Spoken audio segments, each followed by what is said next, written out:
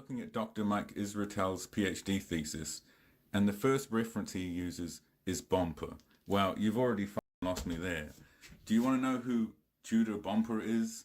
Tudor Bomper is a useful idiot for the Soviet Union. When your PhD gets exposed as fraudulent, your defense collapses under scrutiny, and you're forced to admit you lied to millions of people, there's usually only one outcome: your career is over.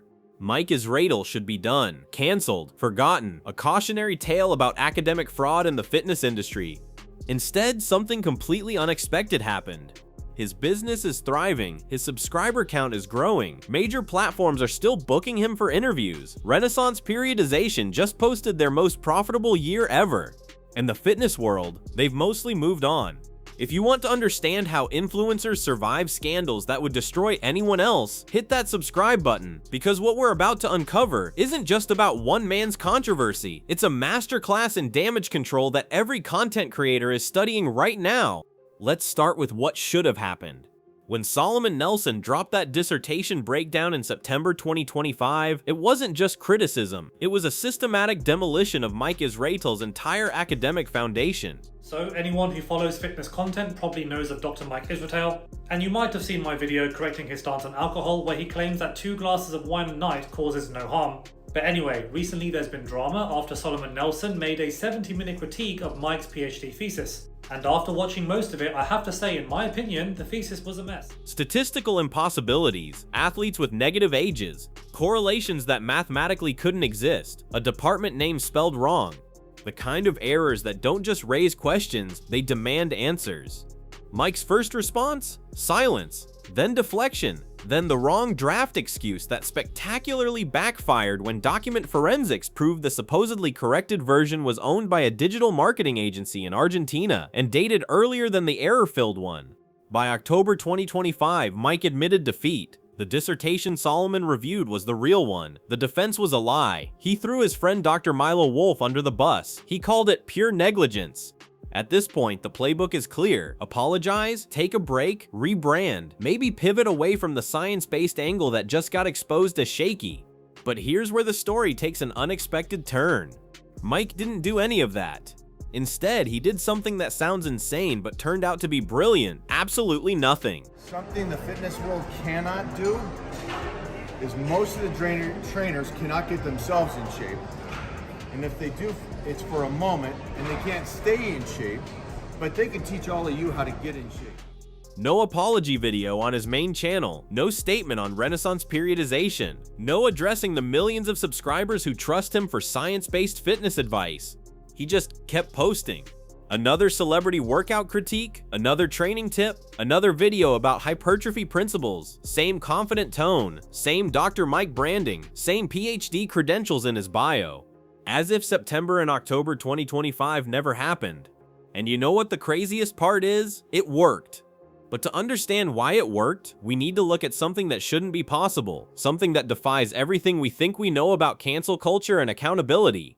The numbers. Renaissance Periodization's estimated annual revenue in 2025, $4.3 million. Mike Israetel's personal net worth, over $6 million with an annual income around $2 million.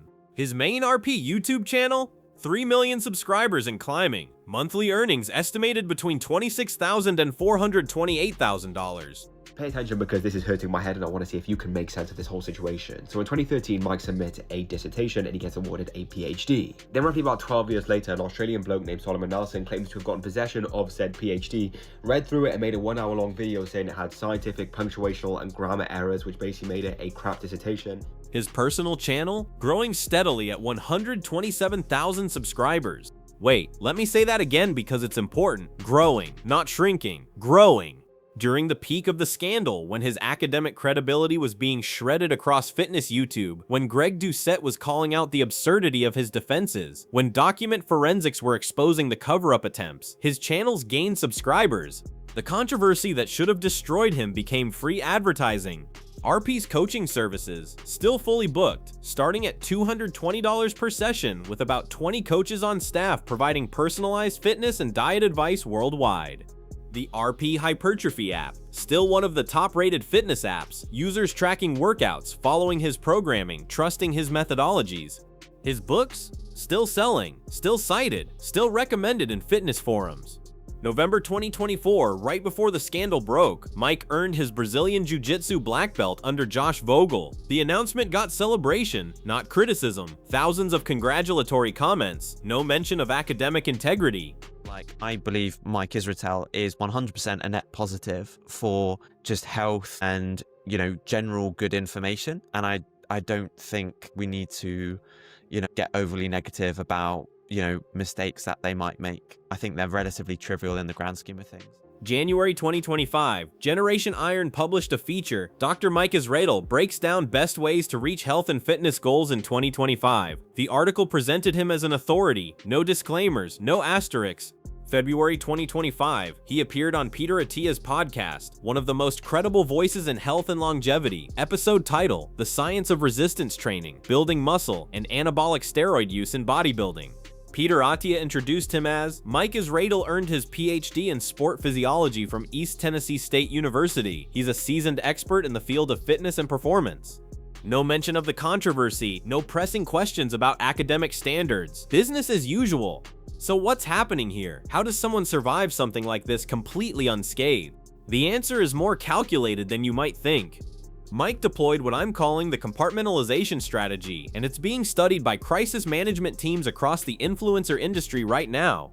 What led you out of the darkness? I basically went out and tried to find all the evidence on what things work for depression. I tried everything with evidence and everything without evidence. Nice. I tried energy healers. Right? What the fuck is that? Yeah, exactly. What the fuck is that? Here's how it works.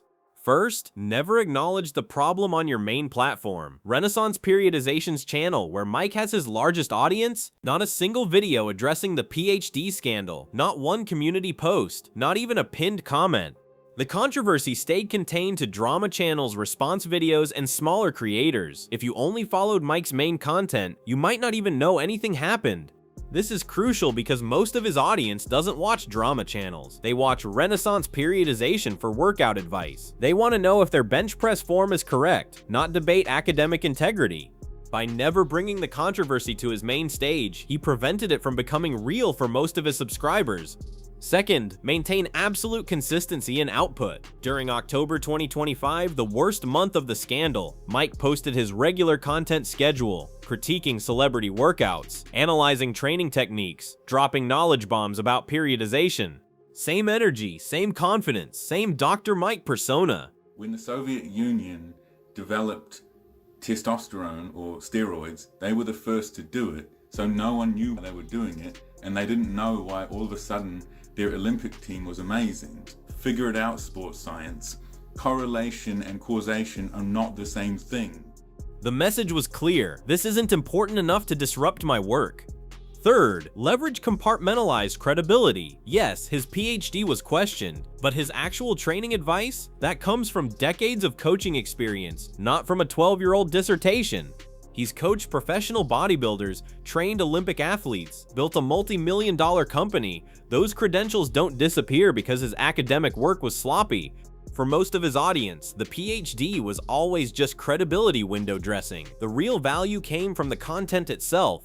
Fourth, let others fight your battles. Notice Mike himself barely engaged with critics after his initial admission, but his supporters did. Comment sections filled with, "Who cares about a dissertation from 2013? And his current content is still valuable, and Solomon is just clout chasing." Mike didn't have to defend himself. His audience did it for him. And fifth, this is the most cynical but most effective part. Understand that the internet's attention span is measured in days, not months.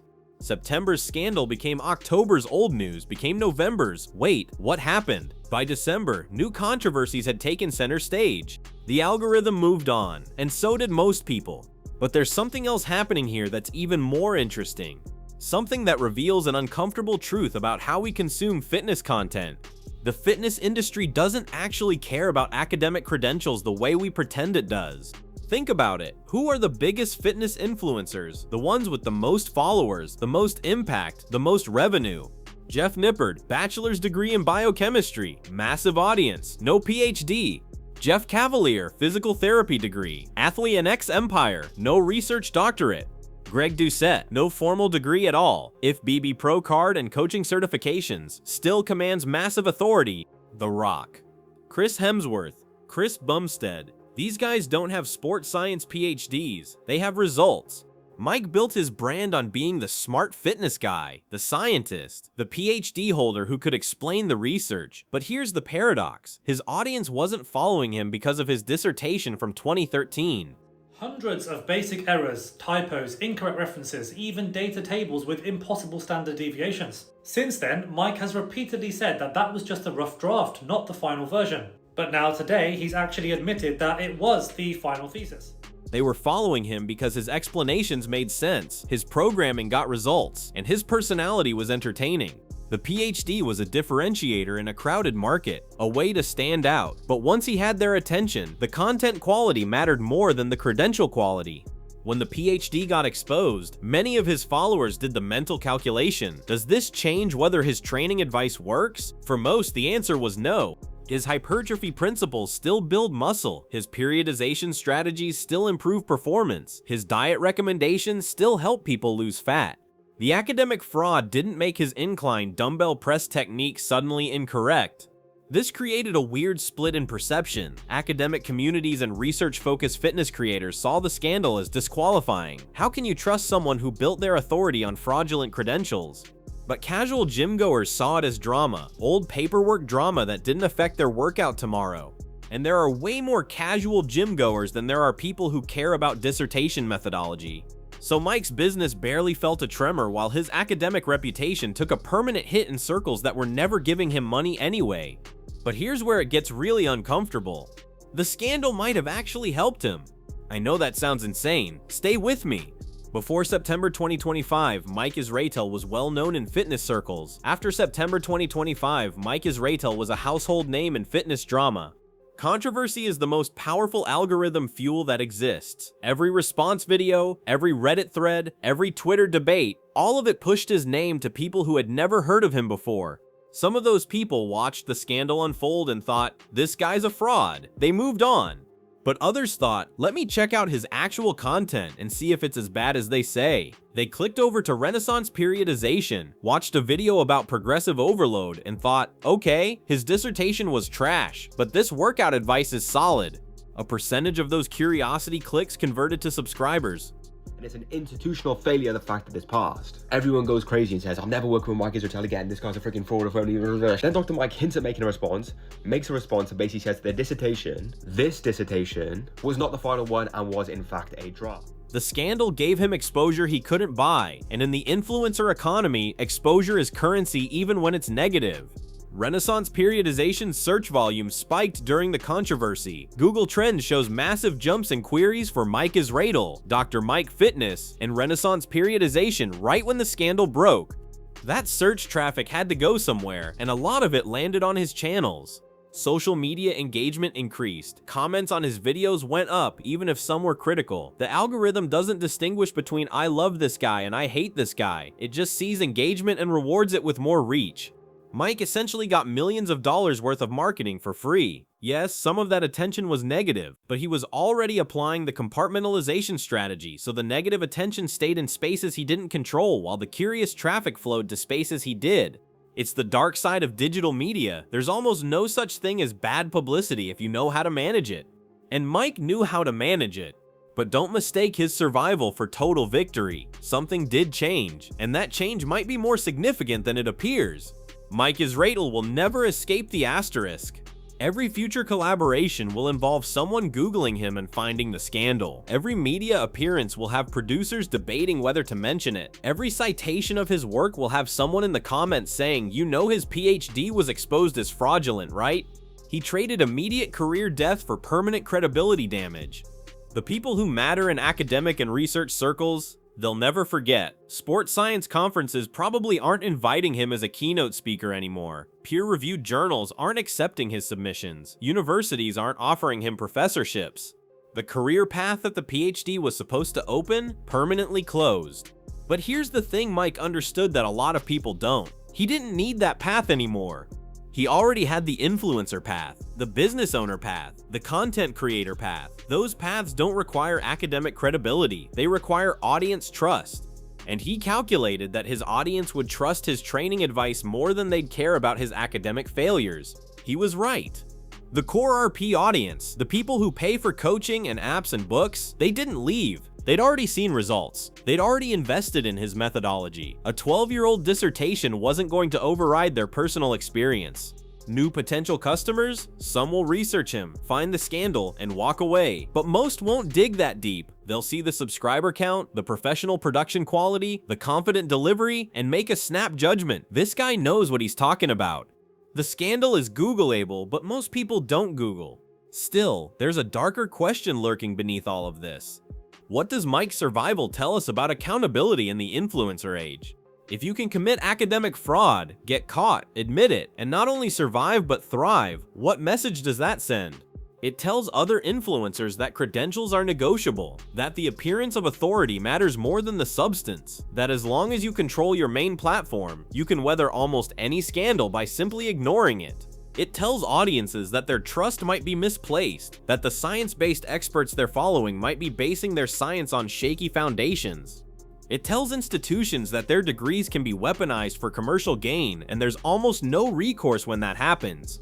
East Tennessee State University hasn't revoked Mike's PhD. There's been no official statement, no investigation into how such a flawed dissertation got approved. The university that should be most embarrassed by this has been the quietest party in the entire saga. Mike restricted public access to his dissertation using author rights, so now the evidence of the problems is harder for casual observers to verify. The original document that Solomon analyzed, you can't access it anymore unless you're an ETSU student or alumni. It's one thing to survive a scandal, it's another to actively make it harder for people to fact-check the scandal. But perhaps the most uncomfortable truth is this: we're all complicit. The algorithm rewarded the drama. Drama channels gained subscribers covering the story. Greg Doucette's channel benefited from the controversy. Solomon Nelson's channel grew. Even the critics profited from Mike's scandal. And Renaissance periodization? They profited most of all. If you're starting to see how broken this system is, and you want to understand more about how influencer accountability actually works or doesn't, subscribe and hit that notification bell, because the Mike Israetel case study is just the beginning of a much larger problem in the content creator economy. So where does this leave us? Mike Israetel is still here, still posting, still earning millions, still being called Dr. Mike despite the doctoral credibility being in shambles. Renaissance periodization is bigger than ever, the apps are thriving, the books are selling, the coaching roster is full, and the fitness community largely moved on. Some people will never trust him again. They'll see Dr. Mike and think fraud. That's a fair response. Others will separate the dissertation disaster from the training content. They'll think his PhD was terrible, but his workout advice still works. That's also a fair response. And many, maybe most, will never know the scandal happened at all. That's the reality of modern media. Information is everywhere, but attention is selective. You can be exposed in one corner of the internet and celebrated in another. Mike found the formula: acknowledge the minimum, never amplify, let time do its work. 3 months after the scandal broke, he's booking major podcasts. 6 months from now, it'll be a footnote. A year from now, new fitness fans will discover him and never even know to ask. The asterisk is permanent, but it's written in a font so small that most people will never notice it. Is that justice? Is that accountability? Is that the world we want? Those are bigger questions than one fitness influencer can answer. But what we can say for certain is this: Mike Israetel proved that in the influencer economy, survival isn't about being right. It's about being entertaining, valuable, and strategically selective about which conversations you engage with. His PhD might be a fraud, but his understanding of crisis management, that's doctorate level. And whether we like it or not, that's the lesson other influencers are learning right now. The next time a creator gets caught in a scandal, watch how they respond. Chances are they'll follow the Mike Israetel playbook: compartmentalize, don't amplify, stay consistent, and wait it out. Because it works. It shouldn't, but it does. And that might be the most disturbing revelation of all. The Mike Israetel story isn't over. There will be more chapters, more controversies, more questions about credentials and accountability in the fitness space. When those chapters drop, we'll be here to analyze them, to show you what's really happening behind the carefully curated content, to ask the uncomfortable questions that brands and big channels don't want to address. Because the fitness industry deserves better than fraudulent PhDs and strategic silence. And you deserve to know when the experts you're trusting might not be as expert as they claim. Stay skeptical, stay informed, and stay tuned.